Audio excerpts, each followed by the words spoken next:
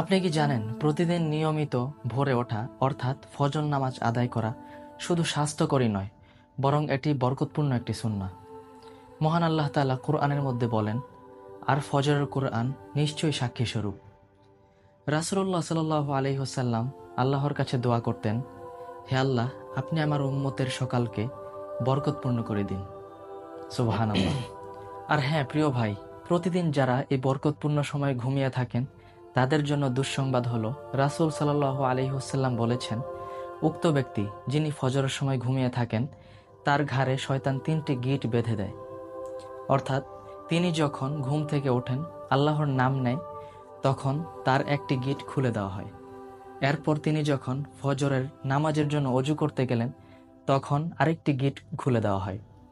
এরপর অজু করে যখন ফজর নামাজ আদায় করলেন, আদায় করার পরপর অর্থাৎ মোট 3টি গিট খুলে দেওয়া হয়। আলহামদুলিল্লাহ।